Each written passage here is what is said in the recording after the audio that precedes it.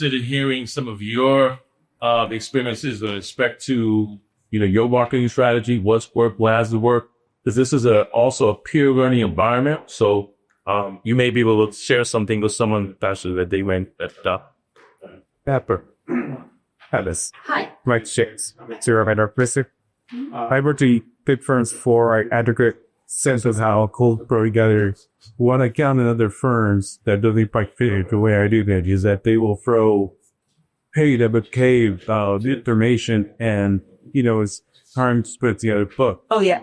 So I tend to still down to project. See what sometimes I feel a little nervous, like my key just they want to on a page. Right. Excuse me, I'm sorry to interrupt you. Our friends on Zoom, you're not here unless you're on the bike. So can you repeat your question so that you go up to speed? Okay. My question's about the depth of detail at some firms spread of their proposals, or basically it's like your approach, or, they'll get deep into weeds on their Q&A process or their, financial strategies. And like you said, these people are having to run through as, a number of these proposals. I try to keep things very simple and straightforward, but I get a little nervous about doing that. Yeah, I know. It's very, because when you see somebody throwing everything, plus the kitchen sink and everything else, and it's like, how much of this is somebody going to read?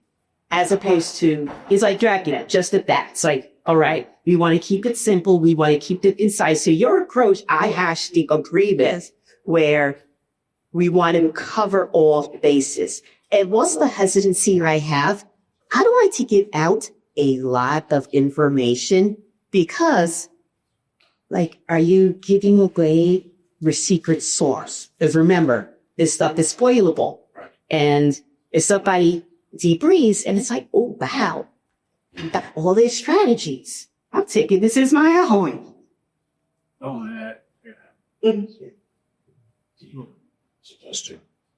Yeah, so like a week ago, I responded into a RFP, NASA accounting, DOT, Yes. and they were like, "No, all of the bridges, we don't want it. That excessive verbiage, we don't want it." They look into simplicity. Exactly. Anybody else? Yeah, she mentions, my name is Wayne Thorne, I'm the small flat. She mentioned something about a call box. Yeah, so it's basically it's just like a little text box. So think of a magazine art where you're reading, all right, seeing all of this stuff, and then you have that big old box, and it's like, here's a summary of what you're going to read. Sahib Architecture, also archetypes. So I have found it very difficult to break it to the RFPs for the bigger organizations, EDC, DC, it's like I said, but competition. I've had success with small and closed RFPs for adjacent organizations and so on. Do you have any tips on should I involve breaking into SCA, EDC? Yeah, so actually, I know organizations like SCA and DEC, some of their procurements, they do have some that are dedicated to small organizations. But what I would recommend is that you start off as a sub with somebody and build up your book of business that way. Because it's like that catch-22. How do you get a job without experience? How do you get experience without a job? Can I meet these prime contractors through attending the RFPs, startup journey? Right. And the networking events that and also puts together. Yeah. Also, the other thing that I do, so I know a lot of agencies show the pre-proposal attendance list. What I usually do is customize a statement, not just, I'm just going to throw you my qualifications for the sake of throwing you my qualifications. I'm going to say what I do, what have I done that's relevant to this particular pursuit? And also you're dealing with folks who have an established network. So they might not say yes to you today because, they established their team months ago, but that might, but they'll keep you in mind. Hopefully they'll keep you in mind, but it's just keeping in touch and just I remember years ago, I was working with somebody and you have the usual list of suspects. And we see the contract reported it, and we're going back to the OG when the contract reporter was delivered for Monday in your mailbox. So you'll see something from CUNY, you see something for SUNY, and then you get the little thing and it's like, all right, well, it's the same list of people going after this, and it's tempting to throw the same qualifications. So I would literally give the same person 3 separate statements. All right, here's what we've done for SUNY. This is what we've done for CUNY. This is what we've done here. Because you're assembling their teams and they're getting ton of other calls from folks just like you. So they may have to report to, all right, I defend the use of this firm because this is what they've done. One more question. And as answering that question, always remember that opportunity might be right inside of this room with one of your classmates that you might be able to link with and become some. Stacey Mulledge, SBI Strategies. I'm very interested in foiling the previous proposals. So is that going to the legal department? Can you tell us more? Usually you have to go through the procurement contact, and everybody has their own protocol as to what to do. Sometimes it just lies within procurement. It's just like, all right, this is what we have. So just take it up with the individual agency and take it from there. I will say, foiling encompass, you have to be prepared for the delays. Certain agencies, depending on the sensitive nature of a particular project or an award, it could take some time. I mean, I know people sent forward requests and they wait 2 or 3 years until they actually got the paperwork. So, but it is a good strategy. I think it is a good strategy to get additional information as to who the awardee is, or the rationale they used to select. Can you keep to the 6 years? That's erasure. Yeah. I just want to say that on foiling, there's some other sides to it. And I've had some employers who opted not to do it because sometimes the client feels like you're prying information out. And they feel a little defensive about it. And maybe you don't want to start, especially if it's a new client, you want to start the relationship out like that. It's just something to consider. That's why we're here, to learn. Yeah, absolutely. We had in 2024, there's this mine contractor that we fitted on, and for under Wayne's 2 of the major projects in way upstate, right? And we kept on winding down to second. We kept on coming. Why is it that we're coming in second place? But like a program, you like Jeff. And so we, during just speak of the debriefing process, we said, we want to sit down with you and the project team to find out, what were the weaknesses in our proposal in our team, and then what are some things that we can do to improve it. So with that process, we found out that, one of the things that can do is, talk about lessons learned, right? So you've done a number of projects, you completed them successfully, but also talk about the lessons learned. And that's an opportunity to speak about a pain point, in that project and how you were able to, resolve it, which ultimately benefited the client. Good question. So, and then the other thing too is that sometimes with these prop day projects, you're fitting with this firm, there's so much emotion and passion when you lose. And you do have the opportunity to file, whether it's a petition or to kick it up. My experience has been you live to fight another day. Work with the team, continue to work, continue to bid, because it is a small industry.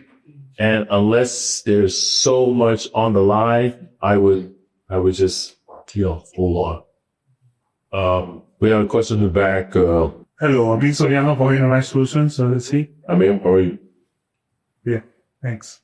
One of the experiences that I had found in the field the last 8 years that I've been dealing with in agencies is that being that you could recommend a sub and doing the job the best possible of your capabilities is one of the best way to curb this amount of people that it takes to do a whole project by yourself as somebody to be a prime is enormous. You need a whole team to be first. So when you compare the two jobs, the fields that you guys are, my business is scrapbook. So as a subcontractor, you go to the whole process for the GC and the primes of the other people, then you decide to go as a prime. It's easier to know the process that you're going through. Military was on the bidding process. I usually go on to the pre-bids, to the walkthroughs, and those have none of my major sources of leads. Because when they see you on the job, they see your involvement, you already know what's going on. You might be one of the people that call you into this stuff, and when you perform, then you get that big business. 9% of my business comes for word of mouth. Wait a minute. Let's see it. I think just that we've been in this for a while, and we've gone after a lot of RFPs, won some, lost some. I think there's, whether we can afford to go after a RFP, is we're in developing lots of construction management. So we need a lot of things from architects, underwriters, and just a RFP for us, it costs about $60,000. And the people can't go at that cost and be able to be going after bigger RFPs.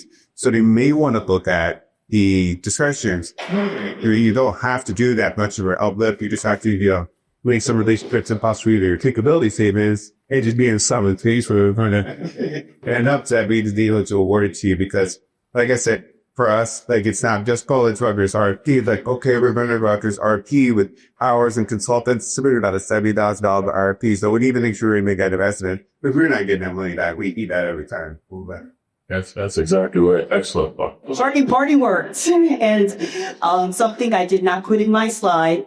So when I worked in-house, and I'm sure everybody's looking to get on the team, a pet peeve of mine, and I'm sure we've all did it.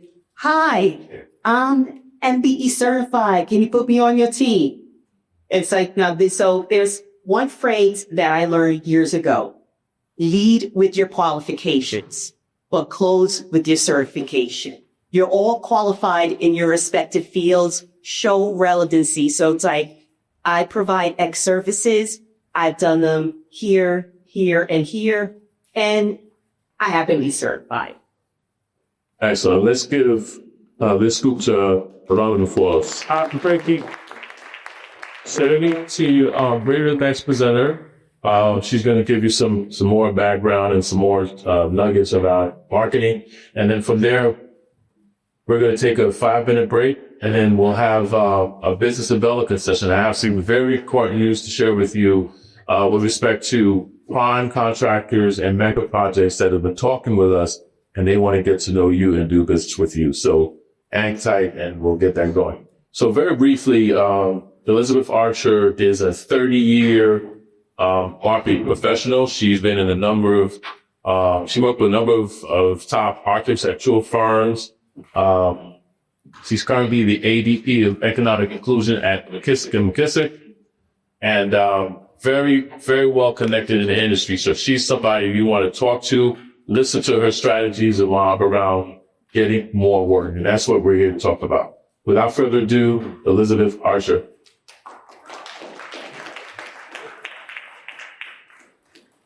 I've gotten a lot of leads that way.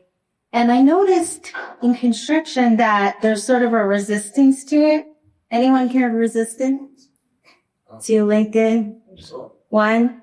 So I just spent a year and a half at Turner Construction, the largest construction company in the U.S. And I went down to one of their project sites to talk to the staff about business development. And so they were interested. They didn't want to, I'm like, oh my God, Turner works on the greatest projects in the world. And you don't want to talk about it. You don't want to take pictures. You don't want to say, hey, Mom, I did this, and that they didn't want to. They keep a low key look profile, which made me sad because they do a lot of great stuff, and it is a great way. And you should be sharing the cool work that you're doing and the services that you're providing. But people look for that. They want to know what you're doing, what's interesting about your project, what's new, what your team is doing. They want to see everybody smiling during the holidays.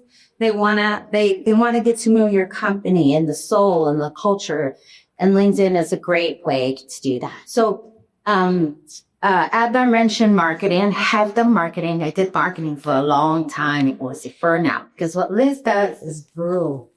You do it repeatedly. You do 5 proposals a week and you gotta, once you finish that, you just gotta keep doing it. It's just an endless cycle, right? So, but what was interesting is I got to know everyone. And so I was able to jump into what some of us in the industry call business development. Now that is a confusing term because different people use it differently. Who knows Mike Garner? So he had a business card back in the day, like maybe in the mid-aughts, maybe around, I don't know when it was. I don't know the exact timeline of his career. But it was a time when he was at the SCA. Remember that? I was here and looking. So he used to have a business card that said business development. And I'm like, wait a second, no, business development is not that. But so it just depends where you are in the industry. Business development for what I do is not sales. It is not quotas. You have to do a certain amount of business at a certain time. It's not commissions. It's relationship building. And I know you're like, that's crazy. I'm not going to pay someone full time to come into my office and go to parties and be Kevin Bacon and, run around town with lampshades. But really, it's who you know. And I just want to talk about that a little bit. So someone mentioned associations. Great. All those associations they mention are great, but they're very expensive. They are. I don't know what your budget is. I had a business like Liz's for 3 years and my marketing, I didn't have a budget for associations. I belonged to one association and those years that I had my business, I was president of that association. They gave me a free membership. So it was great. But I think that the gentleman in the white sunglasses who mentioned going to the pre-bid conferences and using that as your marketing, using this moment when Adler opens it up for networking, brilliant. Use all your free situations. I'm in a current situation where I have no event budget really. And so I get invited to a lot of events. Use all the things that you know. You know a lot. We talked for like half an hour before this started. So I use that knowledge and share it. And be like, come speak to my group. And like I'm doing here, I get to come to this beautiful space and talk to you wonderful people. And I get to know a lot of you. So you want to use these opportunities that are inexpensive and it's not hard. And the government offers so many opportunities that are low cost or free. And speaking of that, I want you to use your low hanging fruit. You're all very experienced people here. Who is a member? Okay, who's a member of their alumni association? How many? But it's great. Doing long. I can't keep it. So I have, need a little attitude adjustment. But anyway, I joined my alumni association. They put me in their magazine. It was like a full color spread. They were like, look, this, our graduate, she started her own business and stuff like that. So I got a huge audience and it was free PR. So, or they have a low cost alumni dinner events and stuff like that. But it's a very warm environment to come into because you're all for the same team and everything like that. So it's a great way. And they do these little things like, news, alumni in the news so if you get a new job or you start a new company or you win a new project or something like that, because that's free PR to a huge group of educated people in your region and it's instant. So you want to find these great ways of connecting with your community groups. I don't know if it's your church or your synagogue or your, whatever it is, and then I want you all to set up a lead group. So it's going to be What kind of group? a lead group, business lead. So it's going to be you And then it's going to be like 3 or 4 or 5 or 6 or 7 other people who do different disciplines. So if you're a contractor, you want to invite an architect, you want to invite a real estate broker, you want to invite an excavator, you know, whatever it is, and you guys can support each other. You meet monthly, you put it on your calendar, it's virtual, it could be an hour, and 8 o'clock, 7 o'clock, early enough so it doesn't impact and getting too much, and you share leads, share trends, talk about what's happening, what are the opportunities, is there something you can team on together. But you want to have these resources, and then that goes for just, I noticed when I was at a recent firm that I worked for, the culture was to set up like reoccurring catch-ups with someone. You need someone, you're impressed by their connection in the community, and you're like, let's do this regularly, and just put it in your calendar as a reoccurring appointment. And you know, you'll have these, you get together and you share leads. And it's a great way to find, especially like if you're a contractor and your relationship with an architect. So that is a current source of like what's coming ahead. So I just want to say thank you, Liz, for all your comments on pre-positioning, because that is brilliant. That is the smartest thing we can do. And if you're in the public sector, there's so many. Remember, does the MTA still publish that book, Eyes on Prize? I bought on the future. It's online now. It used to be mailed. Yeah, Now it's online. it's genius. And the NJDOT in New Jersey has similar thing called, they call it chip sheets. You can go in there and you can see what they're planning like 10 years out. And I got to tell you, the engineering community, how many engineers in the room? What? Okay. They are brilliant. So they get together, they look ahead. So they go online and see what projects are being planned by the agencies. And they look and they say, okay, I could do that one. I worked on that site way before when they were making it non-toxic or whatever. I should, track that one. And so I know a lot about it. And so you ping your projects. And then you track it and you watch it grow, and then you pick your teaming partners for going out when it gets to the phase that you would bid on it for, right? So I was at an engineering firm, and we would start meeting with our teaming partners like 2 years out. We meet monthly. And we're like, how much can we talk about the site?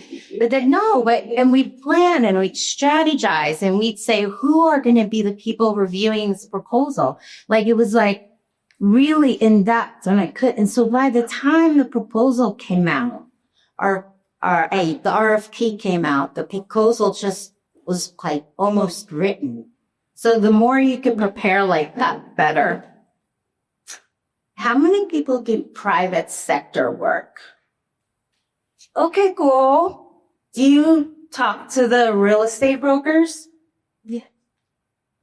I mean, I love them. I just discovered them in the last, say, 3 years.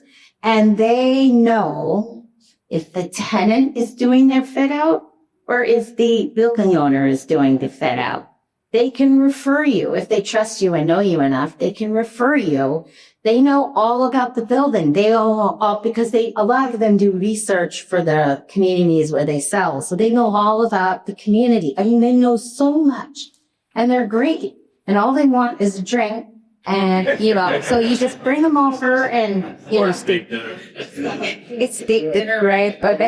And they can't afford, so real estate brokers are entrepreneurs. They don't get, overhead money. So they can't afford association memberships. Used to be you had to join REPI, Real Estate Board of Leavenworth, but that's no more. So they're very grateful. If you are taking a table at an event or sponsoring something, if you invite them along, they are very grateful. And you share this gorgeous information. It's really helpful. Relationships. So I know we like to say, oh, I know that company. I know them well. We go after work all the time together. So I've seen that. But recently I went to the summit, the MWB summit in Albany. Yeah. And everyone's like, I know everybody. And they're just chatting, hey girl, girl, you know, it was like that. But I'm like, I'm going to go talk to all the people at the tables. I'm going to go talk to them. And I didn't know a lot of them. And I'm just chatting away and chatting away. And I met one woman. She is a business development, for a large engineering firm. I was like, great, let's team up. And she's like, yes, let's do it. And, you know, the company I was working for, they had already worked with that firm for a long time in multiple places around the country. But they didn't know this unit. They didn't know this lady or her boss was just responsible for a huge chunk of projects in the Northeast. And I got them all together with my team. And now they're going after a major project as a JV. So, I mean, it's really exciting to see that kind of thing happen. And so you have to, so if you have a teaming partner that's large, that has a lot of different departments, how can you, that's a low hanging fruit again, because that company already knows you and likes you and trusts you. So of course they're going to refer you to their brother in civil engineering or whatever. So, I'm just saying, refresh and expand those relationships, refresh, because I know the partner. I know all the partners and all the principals. I've known them for years. I went to their weddings. But guess what?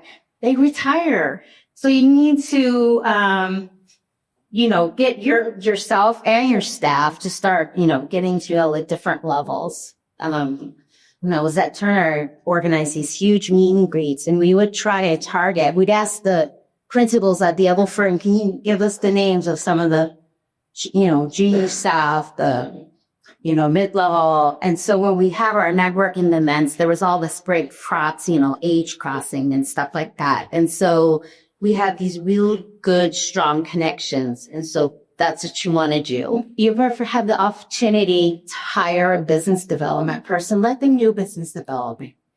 Don't make them do proposals. If you're doing proposals, it's all consuming. You will not have time to go out and do networking. And when you do networking, don't you find this? You come back with like 10 cards and you're like, how do I follow up with these people? How do I make these people relevant to what I'm doing? You have to stop. You have to write emails to everyone. You have to add them to your holiday card list, right? You have to connect them on LinkedIn. You know, there's a lot of I need to schedule time with them. I need to add them to my lead group, you know, like, so there's a lot of time that you have to put into it all. And so, like your business development people, eat the business development people. And it's been a pleasure getting to know you.